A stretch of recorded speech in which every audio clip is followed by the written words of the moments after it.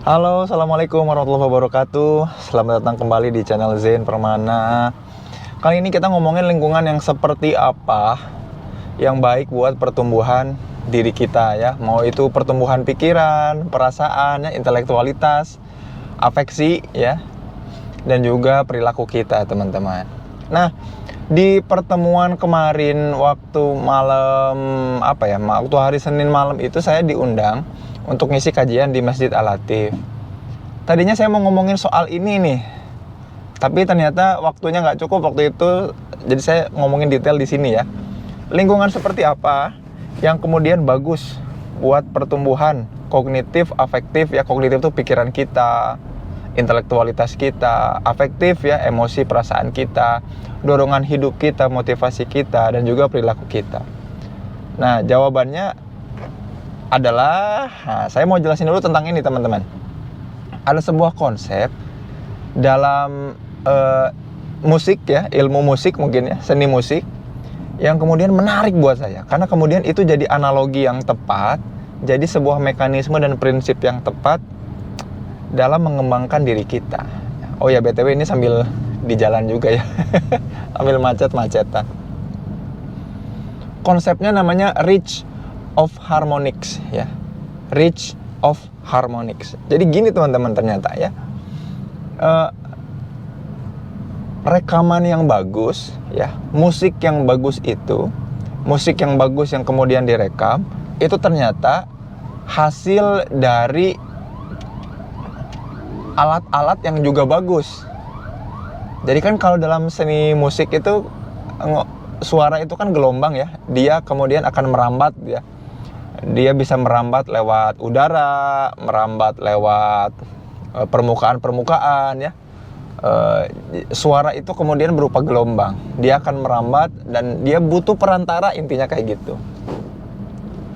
Nah, karena kemudian butuh perantara, maka ternyata gini, ditemukan bahwa di dunia industri musik, musikalitas yang keren, hasil produksi musik yang bagus adalah hasil produksi musik yang kemudian si produksi suaranya itu, produksi soundnya itu lahir karena banyak interaksi atau banyak perantaranya, banyak melalui alat-alat yang juga keren ya. Jadi kalau kita rekaman, misalkan pemain gitar pengen punya rekaman gitar yang bagus, maka gitarnya dia itu ternyata mesti dicolokin ke berbagai alat sebelum masuk ke alat rekamannya ya. Jadi kalau alat rekamannya, tempat menyimpannya, tempat merekamnya adalah laptop, supaya suara gitar itu bagus, sebelum dicolok langsung ke laptop, ternyata butuh apa? Butuh nyolok dulu misalkan ke preamp ya. Dari preamp nyolok kemudian ke kompresor misalkan ya. Dari kompresor misalkan nyolok lagi ke berbagai macam pedal ya, atau alat-alat lain kayak reverbnya, delay lah, equalizer, dan macam-macam. Nah, semakin banyak nyolok, maka harmoni, nada-nada yang keluar dari alat itu, maka akan makin bagus. Padahal cuma nyolok doang ya. Jadi si alat itu nggak ngasih banyak pengaruh ya, nggak usah kita otak-atik, kompresinya harus kita otak-atik. Ternyata cukup dinyalain aja, cukup dilewatin aja, cukup dicolokin aja, ternyata gelombang suara yang dihasilkan dari si alat musik akan nyampe ke laptop atau komputer tempat nyimpen suara itu jadi beda rasanya. Nah, ini mudah-mudahan teman-teman udah mulai kebayang ya. Jadi ternyata, dan itu tuh dalam industri musik disebut sebagai produksi musik yang namanya harmonic saturation ya. Apa itu harmonic saturation? Jadinya harmoni atau nada-nada yang keluar dari sebuah tool, sebuah alat, bahkan dari vokal, dari suara, kalau kemudian diperantarai oleh banyak tools, banyak alat, dia akan ngasih warna terhadap si harmonicsnya. Jadi harmoninya itu akan dapat banyak warna. Nah, dikasih banyak warna disebut dengan harmonic saturation. Kalau nyolok ke preamp itu akan ngasih warna ke harmoniknya. Kalau dia dicolokin ke kompresor akan ngasih warna. Kalau dia nyolokin ke tempat-tempat lain, maka tempat-tempat lain itu akan ngasih warna ke si harmonik itu. Dan itu yang bikin menarik, teman-teman. Kalau kita analogikan sebagai manusia, teman-teman ya, ternyata kita ini butuh lingkungan yang ngasih kita harmonic saturation. Supaya apa? Hasil produksi suaranya adalah sesuatu yang disebut dengan reach of harmony. Jadi ketika jadi tuh, musiknya beneran jadi, ternyata indah banget. Kenapa bisa indah banget? Ya karena tadi sudah melewati banyak orang, hasil diskusi dengan banyak ide, sehingga ide kita, impian kita jadi rich of harmony. Jadi kaya banget. Jadi bayangkan harmonisnya kita ganti dengan ide, teman-teman. Kalau kita punya ide tentang kehidupan, ide atau solusi tentang permasalahan negara, permasalahan bangsa, ide soal bisnis, dan kita nggak pernah nge-share ide itu ke orang lain, nggak pernah memperantarai ide kita dengan cara sharing sama orang-orang di sekitar, orang-orang yang penting buat kehidupan kita, orang-orang yang bermakna dan berarti buat kehidupan kita, kita nggak akan dapat saturasi, nggak akan dapat warna. Padahal justru interaksi dengan orang-orang tersebutlah yang membuat kita makin indah, makin keren si ide-idenya ya, makin rich of idea atau rich of harmonics tadi. Maka balik lagi kita ke pertanyaan yang awal banget ya, di awal video ini. Lingkungan yang bagus buat pertumbuhan kognitif, afektif, dan motivasi kita, juga perilaku kita, lingkungan yang kayak gimana? Jawabannya, lingkungan yang kemudian ngasih feedback. Jadi teman-teman nggak berarti, oh kalau gitu Kang, berarti mulai sekarang aku kalau punya ide apapun akan aku share ke sebanyak-banyaknya orang supaya aku dapat reach of idea atau reach of harmonics gitu ya. Enggak, bukan gitu maksudnya. Maksudnya gini, kalau kita punya ide, punya harmoni dalam kehidupan, kita perlu share atau colokin itu, kita butuh perantara. Kita butuh perluasan diri kita butuh perantara.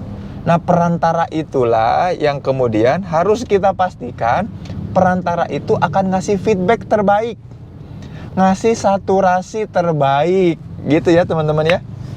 Jadi mulai sekarang coba cek relasi sama interaksi teman-teman di sekitar kita sekarang. Apakah relasi dan interaksi kita setiap kali kita sharing idea, mereka ngasih saturasi terbaik nggak?